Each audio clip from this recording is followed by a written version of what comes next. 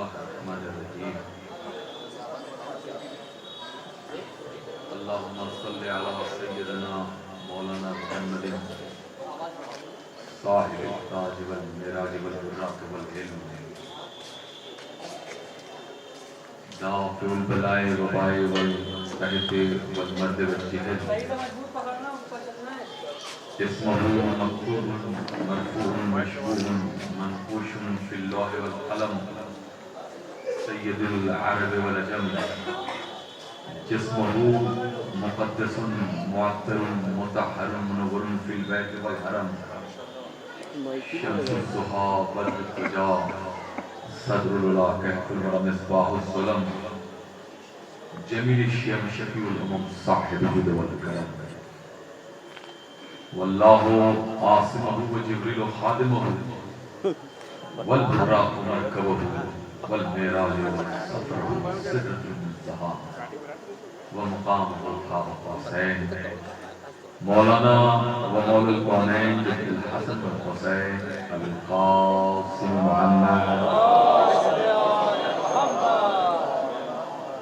وآلہ الطیبین الطاہرین المعصومین المنتجبین المنتخبین وحر المعامین اما بعد فقد قال اللہ سبحانہ کتاب مبین وهو أصدق الصادقين وقوله الحق بسم الله الرحمن الرحيم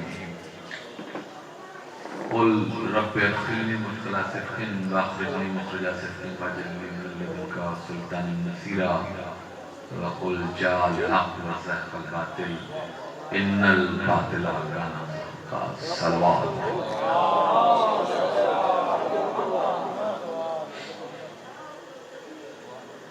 معزز سامعین کرام مختصر سی یہ تقریر صاحبان علم تشریف فرما ہے سورہ بنی اسرائیل کی یہ 2 آیتیں جس کے تلاوت کا میں نے شرف حاصل کیا ہے اللہ اپنے حبیب سے کہہ رہا قل تاکید حکم ہے کہو حبیب کہو قل کہو اے اللہ مجھے سچائیوں کے ساتھ داخل کر اور سچائیوں کے ساتھ کرنا اور اپنے حال سے مجھے اپنی طرف سے مجھے ایک سلطان عطا فرما دے جو میری نصرت کرے جو میری مدد کرے قل جاء الحق اور حق آئے گا باطل مٹے گا اور باطل تو مٹنے ہی والا ہے صلوات پڑھے بر محمد وآل محمد معزز سامعین کرام حق اور باطل روز ازل سے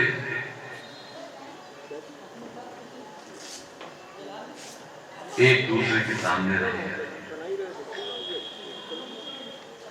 جب باطل نے اپنا پرچم بلند کرنا چاہا تو حق سامنے آیا اور باطل کو اپنے پرچم کو جھکانا پڑا اس لیے کہ ہمیشہ جیت حق کی ہوتی ہے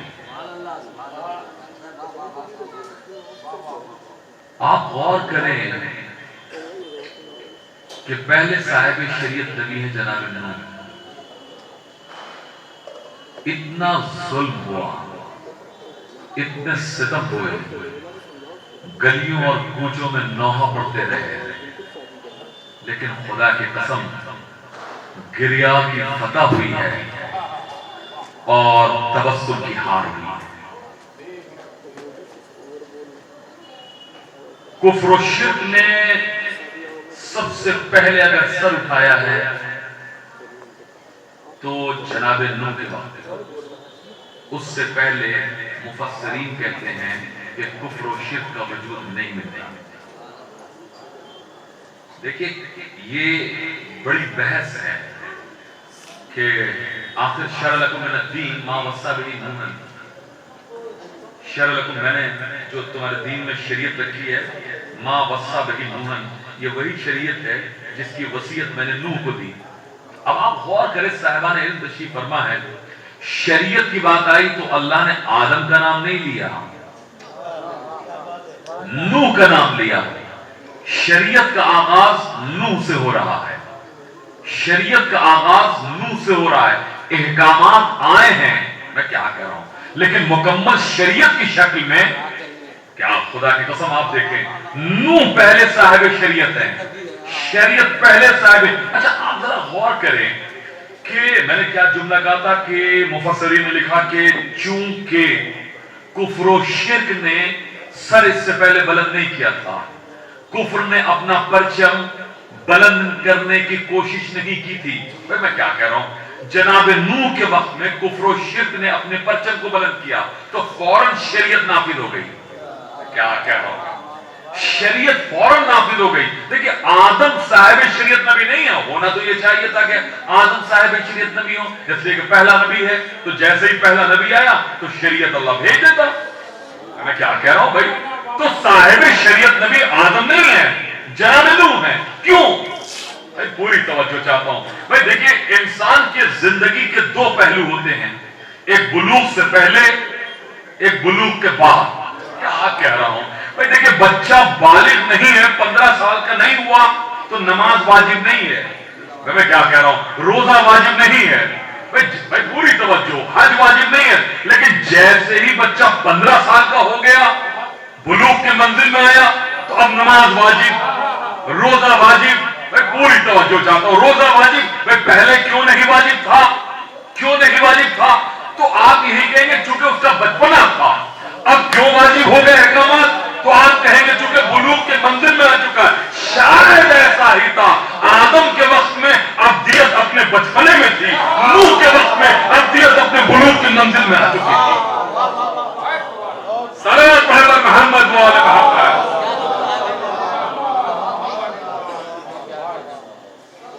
نوح پہلے صاحب شریعت، کفر و شرک نے سر بلند کیا، پرچم بلند کیا، بس شریعت نے آ کے بتا دیا کہ یہ حق نہیں ہے، حق یہ ہے۔ اب دیکھیں پرچم کی جو تاریخ ہے وہ بہت طویل ہے، اس لیے کہ انسان اس دنیا میں اگر آیا ہے تو اس کا کوئی نہ کوئی پرچم ہوتا ہے، کوئی جماعت ہوتی ہے۔ جب جماعت ہوگی تو اس کا کوئی نشان ہوگا، جو نشان ہوگا وہی پرچم ہوگا۔ معزز سامعین کرام، چونکہ مصرا ہمارے برادر بزرگ پروفیسر اہم محقق اور شاعر پروفیسر احمد صاحب کا ہے، اور واقعاً بہت ہی وسیع گفتگو اس مصرے پہ ہو سکتی ہے، چونکہ اگر جس پہلو سے چاہیے تو آپ گفتگو کر سکتے ہیں۔ تم پرچم اسلام کو اونچا ہی کرو گے، تو اسلام تو روز ازل سے ہے نا، کیا خدا کی قسم، تو جب روز ازل سے اسلام ہے تو پرچم بھی ہے۔ تو جب اللہ نے اسلام کی حفاظت کے لیے ہادی بھیجے تو ان ہادی نے پرچم کو بلند کیا۔ کیا خدا کی قسم آپ دیکھیں، تو نوح پہلے صاحب شریعت نبی ہے نا، تو شریعت کا بھائی پورے توجہ، شریعت کا پرچم بلند ہوا نا، شریعت کا پرچم وہی تھا جو اسلام کا تھا۔ اچھا شریعت تو ایک دم سے آ نہیں گئی، احکامات تو دھیرے دھیرے آئے ہیں نا۔ میں کیا کہہ رہا ہوں، احکامات تو دھیرے دھیرے آئے ہیں نا، ایسا نہیں ہے کہ کوئی کتابی شکل میں شریعت آ گئی، احکامات دھیرے دھیرے آئے۔ اچھا آیتیں بھی دھیرے دھیرے آئیں، دونوں جب ملے کیا خدا کی قسم تو شریعت بن گئی۔ بھائی میں کیا کہہ رہا ہوں، معزز سامعین کرام، بھائی آپ یاد رکھیں پہلا حکم کیا، اب آپ دیکھیے پہلا حکم کیا آیا، بھائی آخری شریعت محمد کی ہے نا، بھائی صلوات پر محمد والے محمد، آخری شریعت حضور کی ہے۔ پہلے صاحب شریعت نبی نوح، اس کے بعد جناب ابراہیم، پھر جناب موسیٰ، پھر جناب عیسیٰ، آخری شریعت حضور کی۔ اچھا اب آپ ذرا تاریخ انبیاء دیکھیں، 35,000 سال کے بعد جناب ابراہیم کی شریعت ہے، 35,000، لیکن اللہ نبی بھیجتا رہا، شریعت نوح پہ عمل ہوتا رہا۔ میں کہوں گا اے پروردگار، اے پروردگار، کیا خدا کے قسم، پروردگار آخر یہ نبی بھیجنے کی ضرورت کیا تھی؟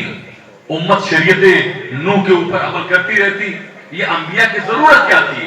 کیا انبیاء کی ضرورت، بھائی ضرورت کیا تھی بھیجنے کی؟ اللہ نے کہا میں شریعت کو امت کے بھروسے کے اوپر نہیں چھوڑتا، امت کے بھروسے پر میں شریعت کو نہیں چھوڑتا، اسی لیے میں ہادی میں بھیجتا رہا۔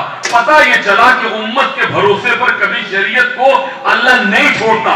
اب آخری شریعت ہے حضور کی، اسے جانا ہے قیامت تک، تو کیا یہ مسلمانوں کے بھروسے پر شریعت ہے یا کوئی ہادی پردہ غیب میں ہے؟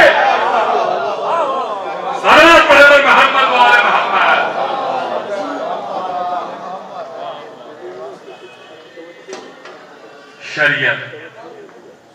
شریعت کا پہلا حکم کیا؟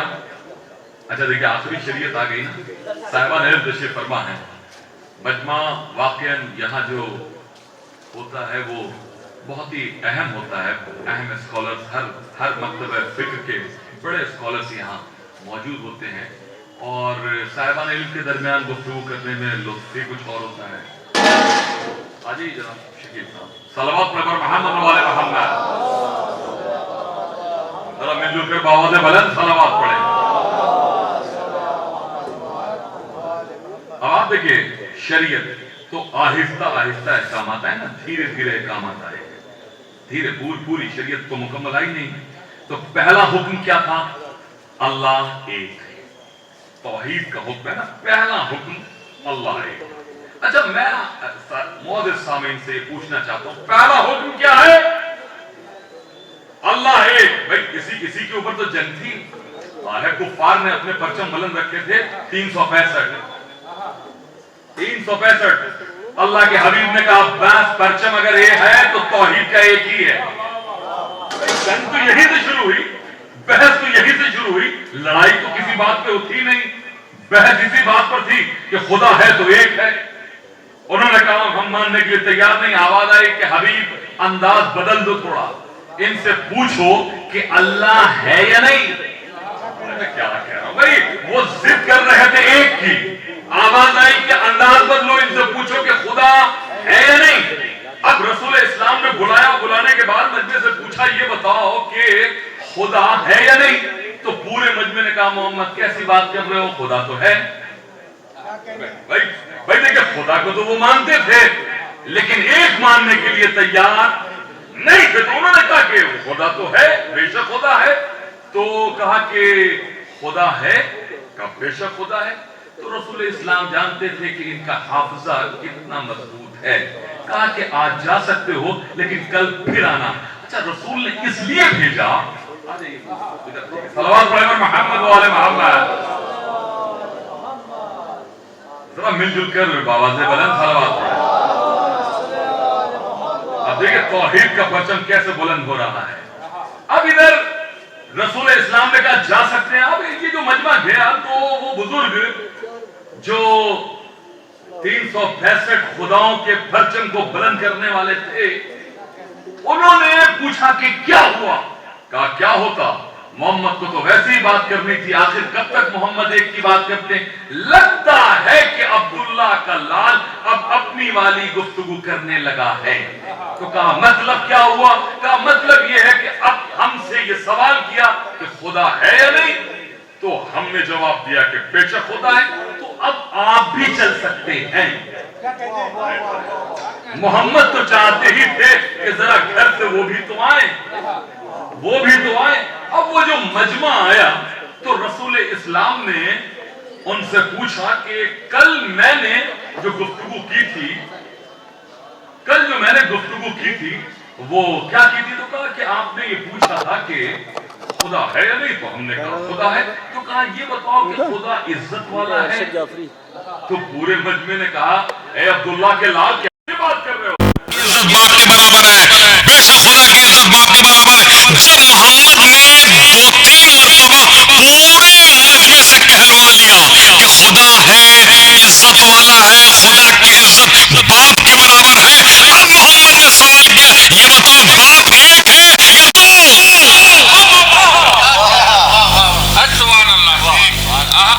باپ ایک ہے۔ اب آپ بتائیے کس میں اتنی ہمت، کون کہہ سکتا ہے؟ پورے مجمع نے کہا میں جانتا تھا کہ محمد باپ تک تو آ ہی جائیں گے. ہائے ہائے دیکھیں آخر اگر آپ بخاری کی پہلی جلد اگر آپ پڑھیں تو آپ کو یہ پورا واقعہ ملے گا کہ ایک شخص کو دوسرے کی ولدیت سے منسوب کرتے تھے. تو اس نے کہا کہ آخر میں کس سے پوچھوں کہ میرا باپ کون ہے؟ تو کہا محمد تو پوچھتے ہیں نا کہ جو پوچھنا ہے جو سوال کرنا ہے کرو. جو بھائی پوری توجہ تو تم بھی پوچھ لو. تو اس نے کہا اچھا میں پوچھوں گا تو کیا آپ لوگ بھی؟ تو انہوں نے کہا پہلے تم تو پوچھو. تو ان لوگوں نے سوچا کہ شاید اگر یہ پوچھے تو ایک مذاق کہے ہوں گے. بعد اس نے سوال کیا رسول منبر پہ یا رسول اللہ میرا باپ کون؟ اب آپ دیکھیے باپ کون. تو رسول اسلام جب 2-3 مرتبہ پوچھ سوچا کہ اسے بتا دینا چاہیے تو کہا تمہارا باپ وہ ہے. وہ بیٹھ گیا شرمندہ تو ہوا لیکن اب اس نے اپنے پہلو میں جناب سے کہا کہ ذرا آپ اٹھیے اب آپ پوچھیے. اب دیکھیں بخاری کی پہلی جلد میں پورا واقعہ اب آپ پوچھیے. تو انہوں نے کہا کہ یا رسول اللہ میرا باپ. رسول نے بتایا وہ شرمندہ ہوا بیٹھ گیا. اب یہ جو سلسلہ چلا تو اب یہاں تک پہنچا. تو اب لوگوں نے کہا اب آپ پوچھئے. تو انہوں نے ہاتھوں کو جوڑ کے کہا یا رسول اللہ آپ کسی بھی سوال کا جواب مت دیجیے. تب رسول کو جلال آیا اور رسول اسلام نے فرمایا سلونی سلونی جو پوچھنا ہے پوچھ لو. یہ یاد رکھیے گا محمد کا پہلا سلونی ہے. جناب آدم سے لے کر جناب عیسیٰ تک کی تاریخ اٹھا کے دیکھ لیجیے کسی بھی نبی نے سلونی نہیں کہا. اور یاد رکھیے گا علی کا جو سلونی ہے وہ اسی سلونی کا تسلسل ہے. محمد وآل محمد.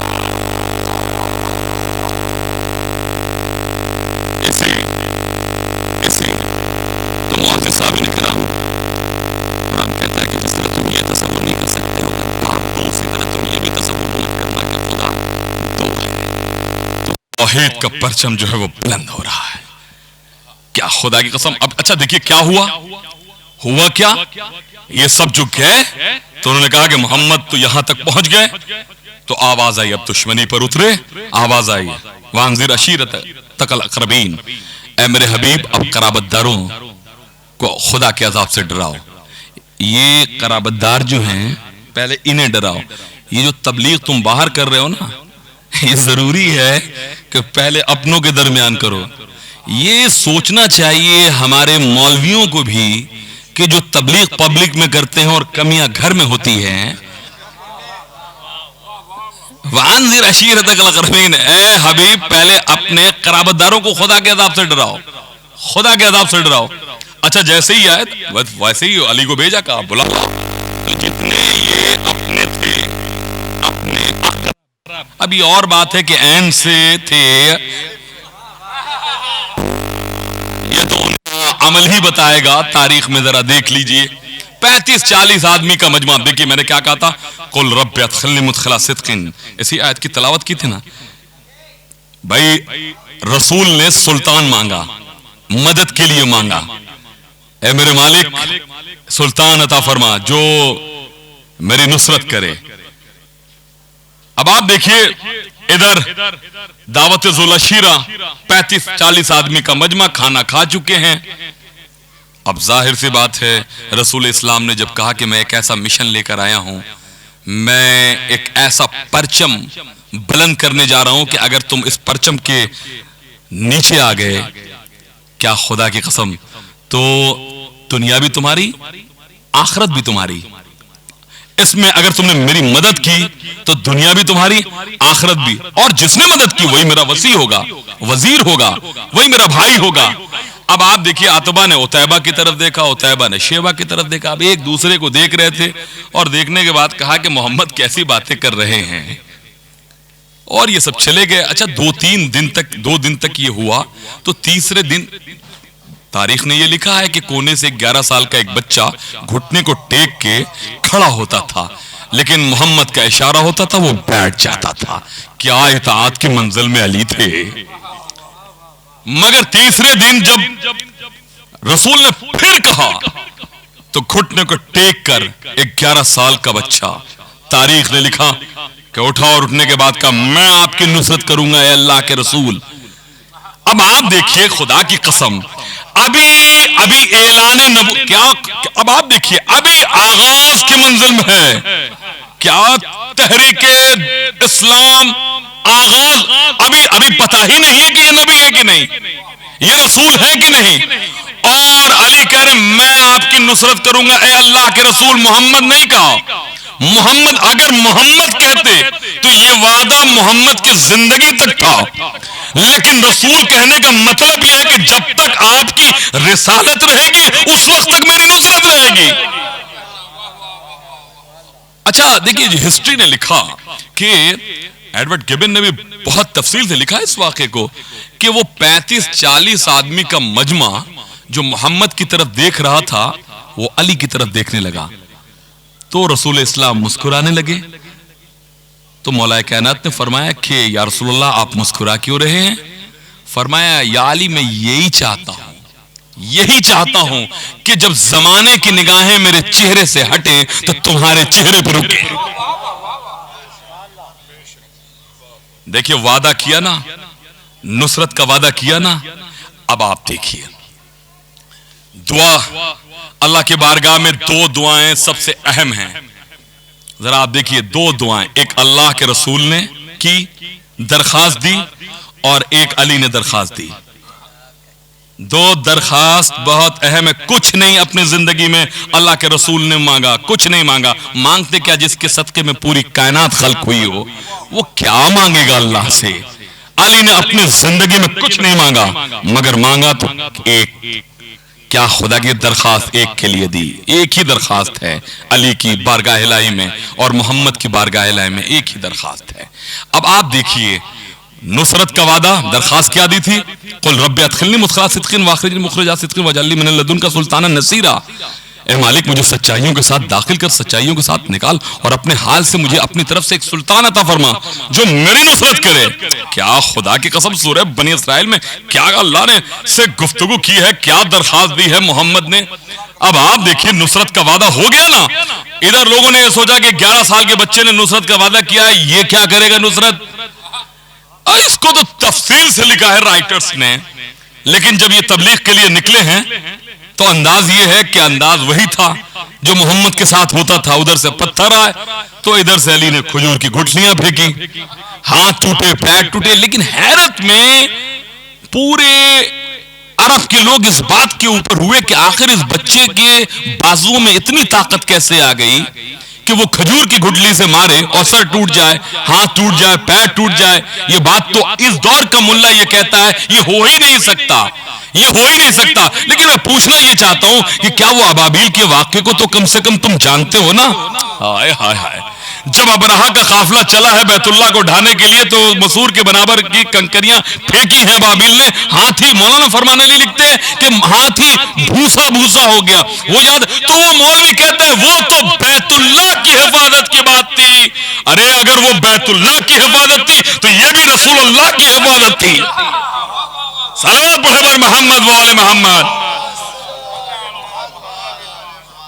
نصرت کا وعدہ, درخواست دی تھی, نصرت کا وعدہ کیا, اسلام کے پرچم کو بلند کیا, ایسا بلند کیا خدا کی قسم کہ قیامت تک یہ پرچم بلند رہے گا.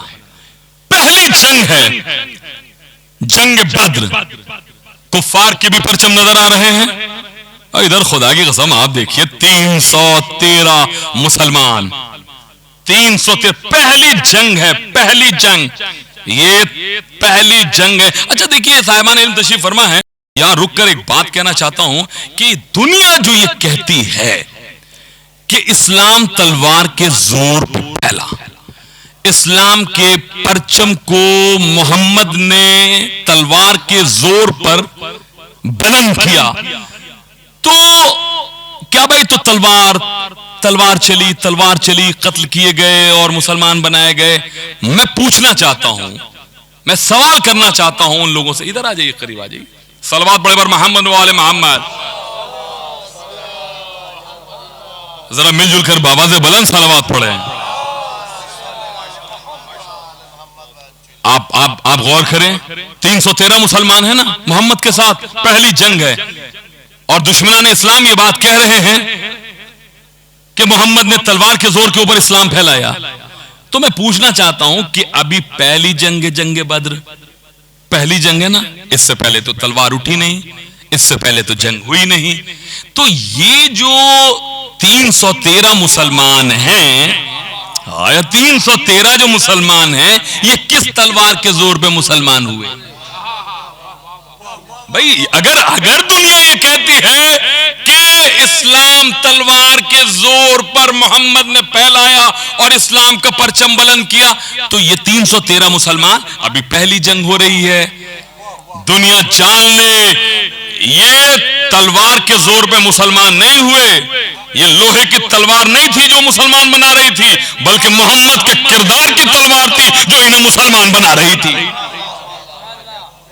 इस्लाम का ताल्लुक कभी तलवार से नहीं रहा, और याद रखिएगा कभी इस्लाम की तरफ से पहले तलवार नहीं उठी, कभी नहीं। पहली जंग बद्र 5000 फरिश्ते मुसलमानों की मदद के लिए आए हैं, 5000, 70 काफिर वासिल जहन्नम हुए।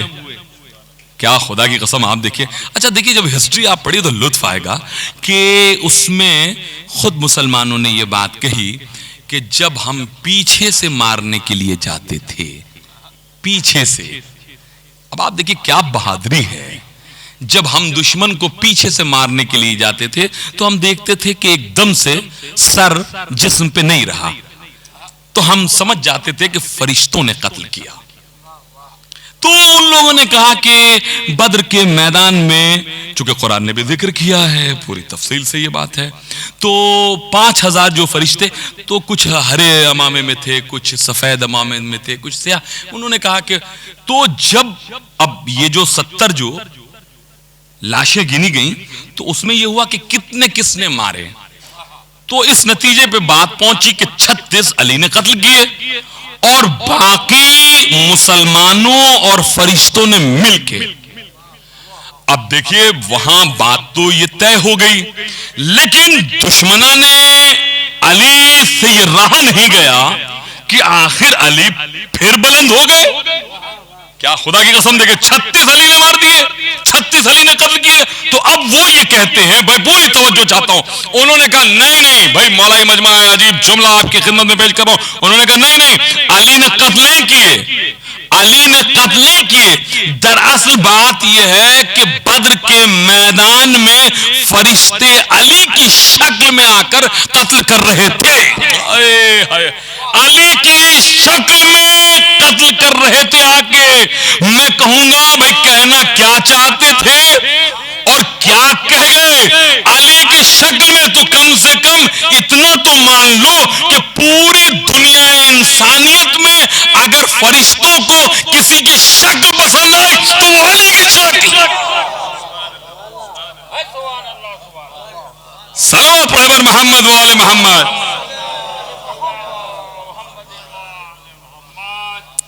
खुदा की कसम, पहली जंग है, परचम बुलंद इस्लाम का हो चुका है, और किरदार मोहम्मद की बदौलत, तलवार की बदौलत नहीं, किरदार मोहम्मद, किरदार आले मोहम्मद की बदौलत लोग इस्लाम के करीब आ रहे हैं। यही जानना चाहिए। मुअज़्ज़िज़ सामीन किराम, अक्सर मैं ये बात कहा करता हूं कि हमारे पास बताने के लिए कुछ नहीं है। अगर हम किसी को ये बताना चाहते हैं कि हम आले मोहम्मद के चाहने वाले हैं, तो आले मोहम्मद फरमाते हैं कि तुम्हें बताने की जरूरत नहीं होनी चाहिए, तुम्हारा अमल गवाही दे। क्या खुदा की कसम, तुम्हारा अमल गवाही दे। एक तबलीग दीन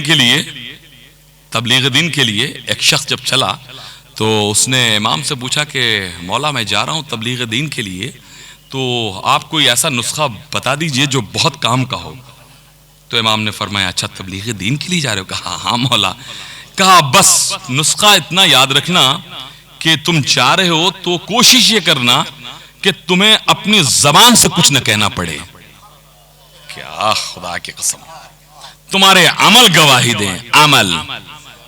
लेकिन अफसोस ये है कि हमारी कौम अब अमल की बात नहीं करती है, किरदार की बात नहीं करती है। रिश्तों की बुनियाद इस्लाम कहता है किरदार की बुनियाद पे रखो, दौलत की बुनियाद पे मत रखो, अमल की बुनियाद पे रखो। और हमने रिश्ते अब जो बनाए हैं वो दौलत की बुनियाद पे बनाए हैं, बदअमली की बुनियाद पे बनाए हैं।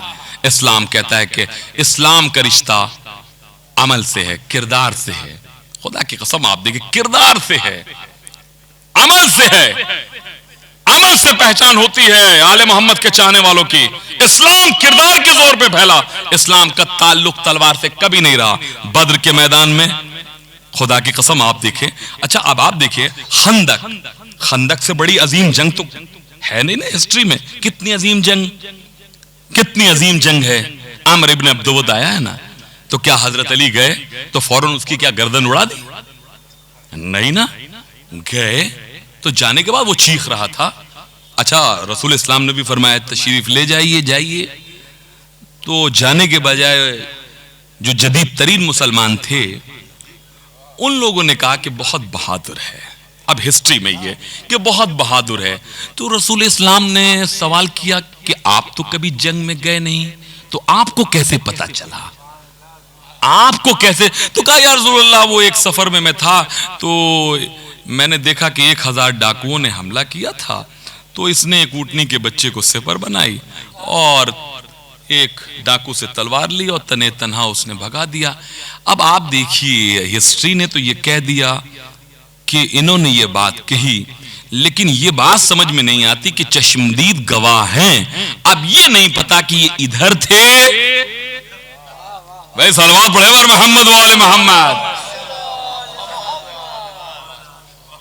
तो इस्लाम का ताल्लुक हमेशा आप देखिए हजरत अली अलैहिस्सलाम ने जंग के मैदान में भी जिंदगी की बात की है, मौत की बात नहीं की है। इस्लाम के परचम तले इसीलिए दुनिया आ रही है। मौला कायनात ने जाने के बाद ये जुमला कहा कि कलमा पढ़ लो, ईमान ले आओ, दुनिया भी तुम्हारी आखिरत भी। तो उसने कहा या अली दिल नहीं मानता। तो कहा अच्छा दिल नहीं मानता। देखिए लेकिन ये एक अजीब बात है, गौर अगर करे साहिबान इल्म, दिल नहीं मानता यानी वो कहना ये चाहता है कि या अली काफिर रहना अच्छा है, मुनाफिक बन के रहना अच्छा नहीं।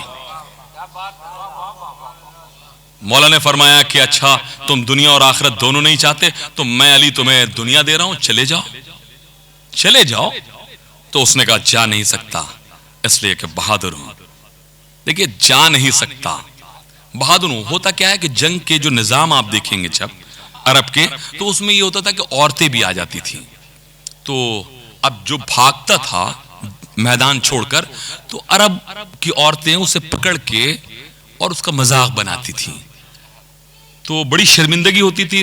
तो जो गैरतदार होते थे तो वो सोचते थे कि इस शर्मिंदगी से बेहतर है कि मर जाएं। अब आप सोचिए कि वो लोग कैसे थे जो बार बार आ रहे थे।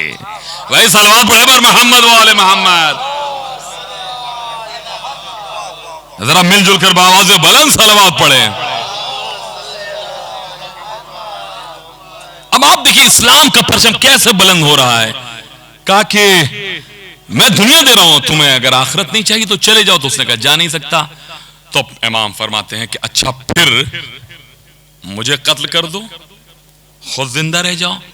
खुदा की कसम आप देखिए हर हाल में अली मैदान जंग में जिंदगी की बात कर रहे हैं, जिंदगी की बात कर रहे हैं। इस्लाम का परचम यूं ही बुलंद नहीं हुआ, हर हाल में अली जिंदगी की बात कर रहे हैं, जिंदगी की बात कर रहे हैं। बताइए मैदान जंग में तलवारें चलती हैं, जिंदगी की बात नहीं होती। लेकिन मौला कायनात ने दुनिया को बता दिया वो और हैं और हम और हैं, जिंदगी की बात कर रहे हैं। उसने 70 हमले किए। जब मौला अब याद रखिएगा मौला कायनात की निगाहों ने देखा कि ये अब इंसानों के लिए खतरा है, इसके चलते दूसरों के गले खतरे में है, इंसानियत के लिए खतरा है, तो एक हमला अली ने किया, एक हमला, और उसका किस्सा तमाम हो गया। मगर मैं कहना यह चाहता हूं कि अम्र अकेला नहीं आया था, उसके साथ 2 बहादुर थे, तो काफिर लेकिन थे तो बहादुर। दाहिनी तरफ और बाईं तरफ रहते थे। جیسے ہی وہ گرا تو وہ دونوں یہ کہہ کے بھاگے. کچھ یاد آیا آپ کو؟ کیا وہ کہہ کے بھاگے جب سردار نہیں رہا تو لڑنے سے فائدہ. ہائے ہائے سردار نہیں رہا. اچھا جب یہ بھاگے تو اب ہسٹری دیکھیں. وہ جو خیمے میں یہ منظر دیکھ رہے تھے انہیں جوش آ گیا. جوش آ گیا. بھاگتے ہوئے کافروں کو دیکھا اور انہوں نے کہا بچ کے نہیں جانا چاہیے, بچ کے نہیں جانا چاہیے. اب یہ تعاقب میں پیچھے پیچھے مسلمانوں کے گھوڑے, آگے آگے دونوں کافروں کے. لیکن لاکھوں سلام آل محمد پر ان بھاگتے ہوئے کافروں نے جو جملے کہے ہیں تاریخ نے سنہرے حرفوں سے لکھا.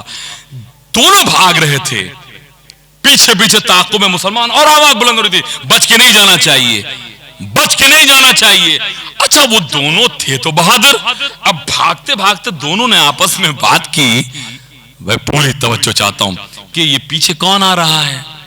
تو دوسرے نے کہا کہ کوئی بھی ہو, علی نہیں ہو سکتے. کوئی بھی ہو علی نہیں ہو سکتے. تو دونوں نے پھر یہ کہا جب علی نہیں تو ہم بھاگ کیوں رہے ہیں. ہائے ہائے ہم بھاگ کیوں رہے. یاد رکھیے بھاگ کیوں رہے. بس کافروں نے اپنے گھوڑے کے ادھر موڑا ہے, ادھر مسلمانوں نے جلدی سے اپنے گھوڑے. لیکن یاد رکھیے گا ہسٹری نے یہ تو بتا دیا کہ ان دونوں بھاگتے ہوئے کافروں نے جو دنیا کو میسج دیا ہے وہ عجیب میسج دیا. ان بھاگتے ہوئے کافروں نے دنیا کو یہ میسج دیا کہ دیکھو علی بھاگتے ہوئے کا پیچھا نہیں کرتے. کیوں؟ اس لیے کہ جو بھاگ رہا ہے وہ زندگی بچا کے بھاگ رہا ہے, اور علی زندگی دینے کے لیے آئے ہیں, لینے کے لیے نہیں.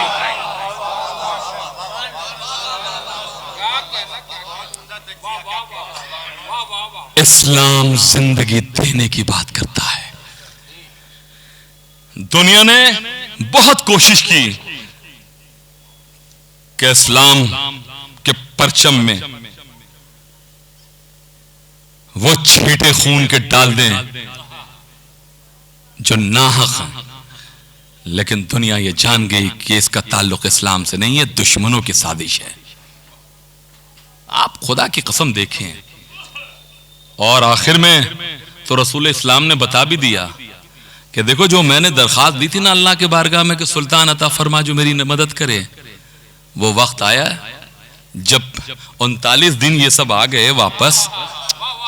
کیا خدا کی قسم آپ دیکھیے کیا تو رسول اسلام نے فرمایا. اب دیکھیے آپ کے ذہن عالیہ میں سب محفوظ ہے, وقت نہیں ہے, شعراء اکرام موجود ہیں اور یقیناً اس مصرے کے اوپر آپ زبردست اشعار فرمائیں گے. دیکھیے یہ جو شاعر ہیں یہ شاعر نہیں ہے, یہ شاعر اہل بیت ہے. اگر آپ صرف شاعر کہیے گا تو پھر بڑا مسئلہ ہے, اس لیے کہ قرآن یہ کہتا ہے کہ میں نے محمد کو شاعری نہیں سکھائی.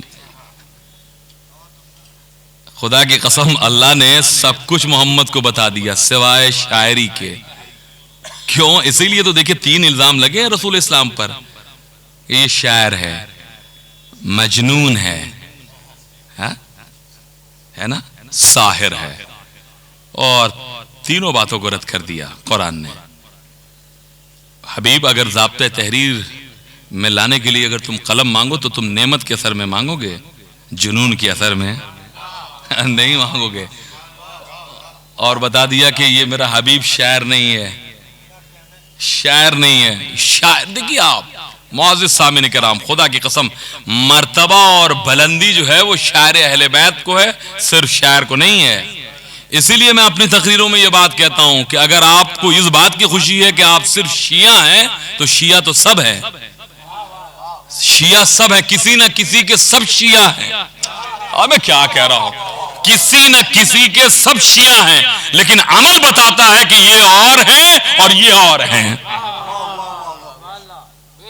اسی طرح شاعر سب ہو سکتے ہیں لیکن شاعر اہل بیت سب نہیں ہو سکتے. شاعر اہل بیت کے لیے طاہر زبان چاہیے اور پاک رزق بطن میں چاہیے, تب جو شعر نکلتے ہیں, اور فکر جب نورانی ہوتی ہے تب جنت میں گھر بنتے ہیں. کیا خدا کی قسم دیکھیے شاعر کیوں نہیں کہا؟ اس لیے کہ دیکھیے شاعری ایک ایسی چیز ہے جس میں مبالغہ آرائی ہے. اب آپ دیکھیے کبھی کبھی آپ نے دیکھا ہوگا کہ ایک نااہل آدمی کو شعر کے ذریعے جو ہے وہ اتنا بلند کر دیا کہ بیچارے لوگ پریشان ہیں. اچھا اب آپ دیکھیے پہلے یہ سب باتیں شعرا کے درمیان تھی کہ شعرا قصیدے پڑھتے تھے، لیکن میں ادھر دیکھ رہا ہوں کہ اب ان مالدار اور بے عمل لوگوں کو شاعروں سے زیادہ، چونکہ اب شاعروں کی اتنی ضرورت نہیں پڑ پا رہی ہے، اس لیے کہ بیچارے جو خطیب ہیں وہ خود ہی ہیں تعریف کرنے کے لیے.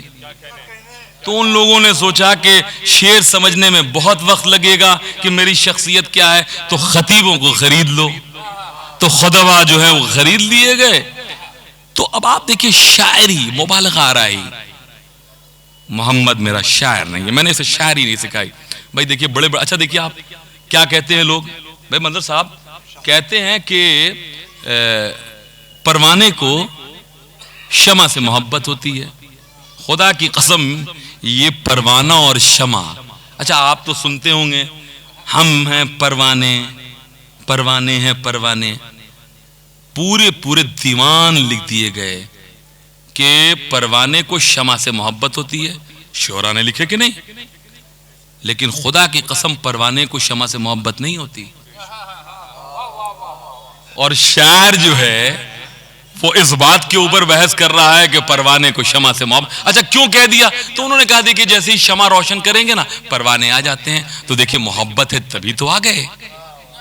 میں کیا کہ محبت ہے ہائے ہائے جبھی تو آ گئے. اب آپ شمع کو اٹھائیے، آپ دوسری طرف لے جائیے تو پروانے بھی، بھائی معزز سامعین، پروانے بھی ہجرت کرتے. کیا خدا کی قسم، شمع کے ساتھ ساتھ تو دیکھیے محبت نہیں ہوتی تو ہجرت کیوں کرتے؟ ہجرت کیوں کرتے؟ تو ہجرت کرنا اس بات کی علامت ہے کہ پروانے کو شمع سے محبت ہے، محبت ہے. شعرا یہ بات کہہ رہے، لیکن میں منبر رسول سے خدا کی قسم کہہ رہا ہوں کہ محبت نہیں ہوتی پروانے کو شمع سے. یاد رکھیے گا شمع سے پروانے کو محبت نہیں ہوتی. اگر محبت ہوتی تو شمع کے بجھ جانے کے بعد اسے چھوڑ کے اس کی میت کو جانا نہیں چاہیے تھا.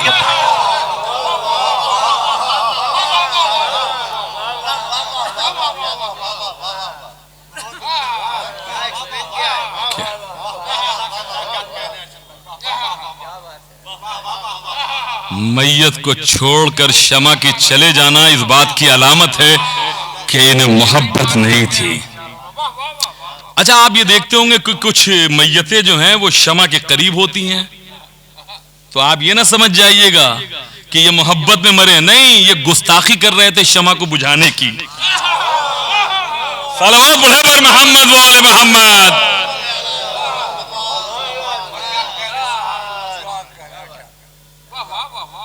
تو معزز سامعین کرام آپ دیکھیں کہ کردار، اسلام کا پرچم کردار سے بلند ہوتا ہے.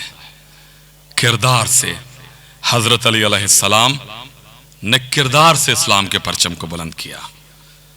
اور یاد رکھیے گا پرچم بلند ہی ہو سکتا ہے اسلام کا صرف کردار سے، کیریکٹر سے. صرف اسلام کا تعلق ہی کردار. اب آپ دیکھیے 40 ہجری کا رمضان ہے نا، آخری مولا کائنات کا. ابن ملجم نے زہر آلو زر ماری ہے، لگائیے نا. اور مولا کائنات خطبہ کیا دے رہے ہیں 40 ہجری کے آخری رمضان میں کہ اے میرے مولا، اے اللہ، جو تیری عبادت کا حق تھا وہ علی سے ادا نہیں ہو سکا. مالک جتنا تو عظیم ہے اتنی عظیم تو علی سے عبادت نہیں ہو سکی، جتنا تو اعلیٰ ہے اتنی اعلیٰ علی سے عبادت نہیں ہو سکی. اب دنیا حیران ہے کہ آخر علی کی نگاہ میں تصور عبادت ہے کیا. دنیا کا سب سے بڑا عابد یہ کہہ رہا ہے کہ مالک جو عبادت کا حق تھا وہ ادا نہیں ہو سکا، جو عبادت کا حق تھا وہ ادا نہیں ہو سکا. ابن ملجم نے زہر آلود لگائی، مسلمان چیخے، ایک ہنگامہ برپا ہوا، اصحاب دوڑے. ابن ملجم کو دیکھیے کردار کسے کہتے ہیں، پکڑ کے لے کر آئے. امام نے دیکھا देखने के बाद कहा, हसन इसके हाथों की रस्सियों को खोल दिया जाए। अब आप देखिए, यह है इस्लाम का किरदार। हसन इसके पांव की रस्सियों को खोल दिया जाए। अब आप देखिए, इस्लाम इंसानी हुकूक का तहफ्फुज कैसे करता है। खुश्क होंठ को जब अली ने देखा तो कहा, हसन ये शहद का शरबत इसे पिला दो। क्या खुदा की कसम, मुजरिम है तो क्या हुआ, है तो इंसान। जो इसके हक हैं उसे मिलने चाहिए। यही बात तो अमीर शाम के लश्कर ने जब पानी के ऊपर कब्जा किया तो कहा कि अब तो अली के लश्कर को हम पानी देंगे नहीं तो वो प्यास से मर जाएंगे। मौला ने खुतबा दिया, ये सब गए सिपाही और उन्होंने वो जंग की कि कब्जा कर लिया। तो अमीर शाम के पास सिपाही पहुंचे और उन्होंने कहा कि अब क्या होगा, अब तो हम प्यास से मर जाएंगे, अब कब्जा उनका है। तो अमीर शाम ने जो जुमला कहा, सुनो वो किरदार हमारा था, हम अली के किरदार से वाकिफ हैं। अली कभी पानी बंद नहीं करेंगे। यह है किरदार अली, यह है किरदार अली। इमाम ने जो जुमला कहा लोहे दिल पे उसे रख्म कीजिए। इमाम ने फरमाया कि इब्ने मुल्जिम, तुमने हमारे ऊपर जो तलवार उठाई तो क्या मैं बुरा इमाम था? तो उसने कहा कि या अली नहीं, अली या अली नहीं। तो कहा कि क्या तुमने मेरे किरदार के ऊपर कोई धब्बा देखा था जिसकी वजह से तुमने तलवार उठाई? तो उसने कहा या अली नहीं। यानी दुनिया को मौला कायनात ये बताना चाहते हैं कि मेरे दुश्मन में इतनी हिम्मत तो हो सकती है कि मुझ पे तलवार उठा दे, लेकिन मेरे दुश्मन में भी इतनी हिम्मत नहीं है कि मेरे किरदार पे उंगली उठाए।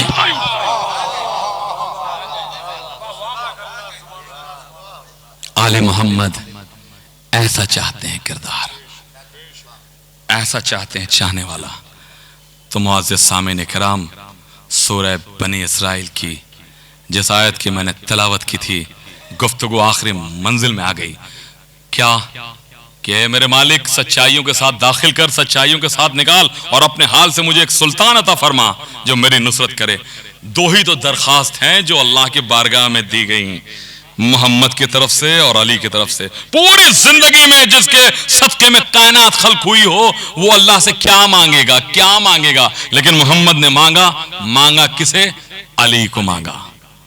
मददगार दे दे अली की सूरत में। तो मोहम्मद की तमन्ना का नाम अली है और अली ने अपनी जिंदगी में कुछ नहीं मांगा, अगर मांगा तो अब्बास को मांगा। आप जरा अजमत अबुल फजील अब्बास देखिए। पूरी जिंदगी मौलाए कायनात ने कोई सवाल नहीं किया अपने रब से। सबसे बड़ा साजिद, इबादत गुजार, अल्लाह से कुछ नहीं मांग रहा है। अगर मांगा तो मालिक एक बहादुर फर्जंद अता फरमा दे, मालिक बहादुर फर्जंद अता फरमा दे जो करबला में मेरे हुसैन पे काम आ जाए। आप देखिए कि करबला कितने पहले से तैयार की जा रही है।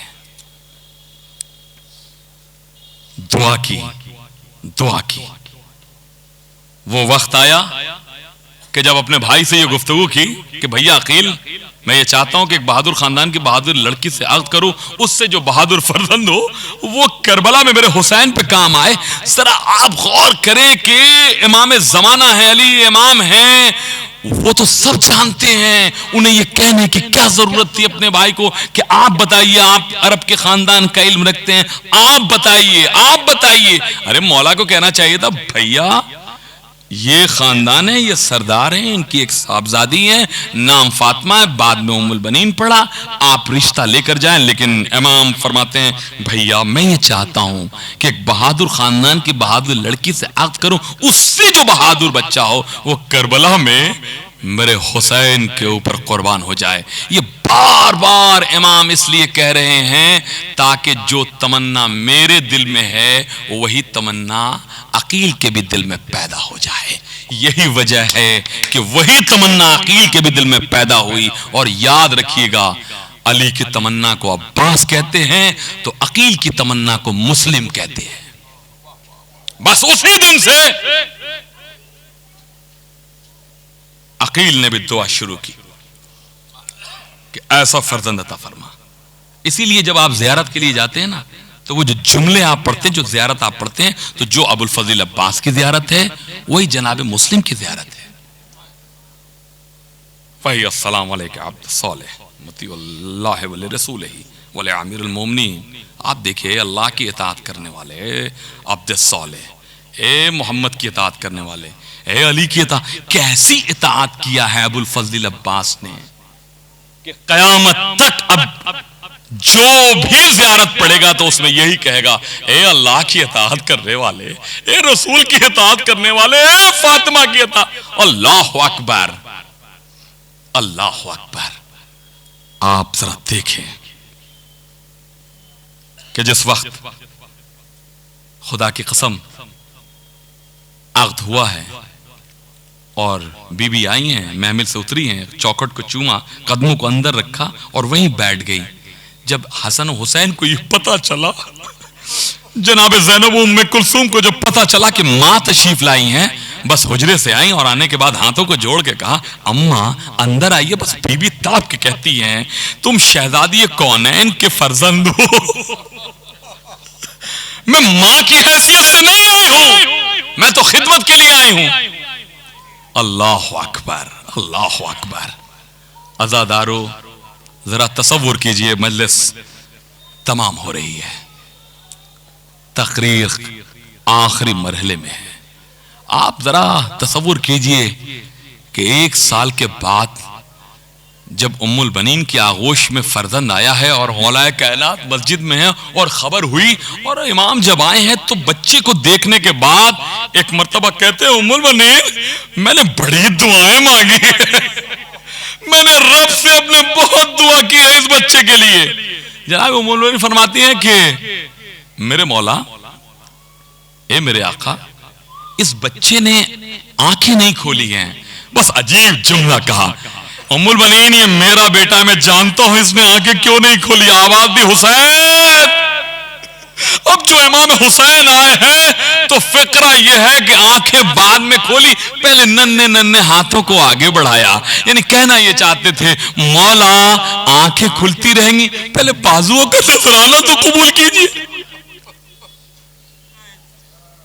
نذرانہ قبول کیجیے. عجیب جملہ اس کے بعد کہتے ہیں, مولا کائنات فرماتے ہیں کہ ام البنین, رسول اسلام نے مجھ سے فرمایا تھا, بس گفتگو تمام ہو رہی ہے, فرمایا تھا کہ یا علی تم ایک بچے کی دعا کرو گے, بہادر بچے کے لیے, جب اس دنیا میں آئے وہ بچہ آئے تو اس کا نام عباس رکھنا. عباس, یہ رسول اسلام نے فرمایا تھا کہ عباس اس بچے کا نام رکھنا. ابھی ساری بیویاں, سارے گھر کے افراد بچے کے قریب ہیں, لیکن زینب ایک کونے میں ہے. بس جیسے ہی آواز بلند ہوئی عباس, بس زینب دوڑتی ہوئی آئی بابا کے بعد, بابا کیا عباس یہی ہے؟ عباس یہی ہے, عباس یہی ہے. کہا ہاں بیٹی عباس یہی ہے. کہا بابا میری گود میں دے دیجئے, بابا میری گود میں دے دیجئے. گود میں عباس کو لیا, کونے میں گئی, کان میں کچھ کہنے لگی, باتیں کرنے لگی. بس مولا کائنات نے فرمایا, زینب تم نے عباس کے کان میں کیا کہا؟ کہا بابا اماں کی ایک وصیت تھی جو میں نے پہنچا دی. کہا کون سی وصیت تھی؟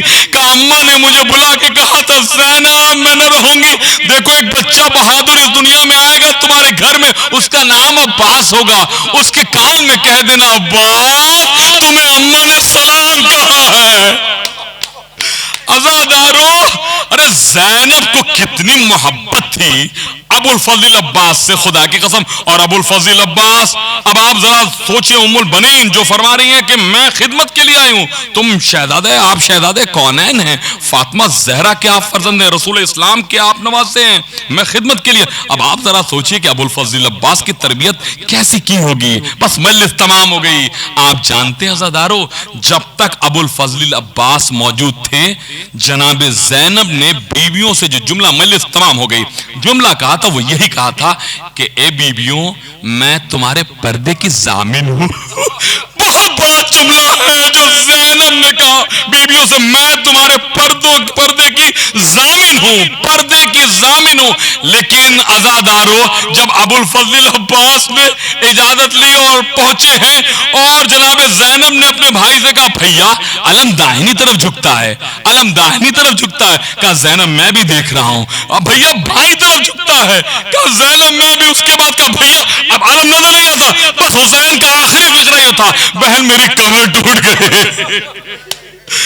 عزادارو، اللہ آپ کے بھائیوں کو سلامت رکھے. کیا وقت ہے آقا حسین پر. جناب امام حسین علیہ السلام جب پہنچے ہیں تو اب گفتگو تمام ہو رہی ہے. بس جناب امام حسین علیہ السلام علم کو لیتے ہیں، علم کو لیتے ہیں اور خیمے کی طرف چلے. بچوں نے دیکھا تو جناب سکینہ کے یہ جملہ تھا کہ چچا پانی لے کر آ رہا ہے.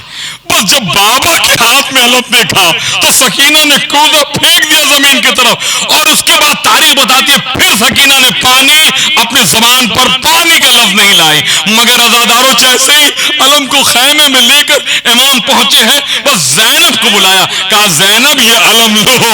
اے زینب اس کے پٹکے کو کھول دو، اس کے پنجے کو اتار دو. اب مجھے کسی پرچم اور علم کی ضرورت نہیں ہے. ارے میرا علمدار نہیں رہا، میرا عباس مارا گیا.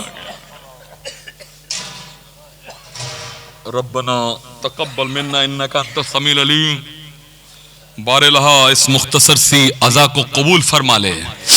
بار الہا فرشی عزا پہ جو بیمار بیٹھے ہیں مالک، یا جو خرابی صحت کی وجہ سے فرشی عزا تک نہیں آ سکے، مالک آل محمد کے صدقے میں انہیں شفاء کاملہ عطا فرما.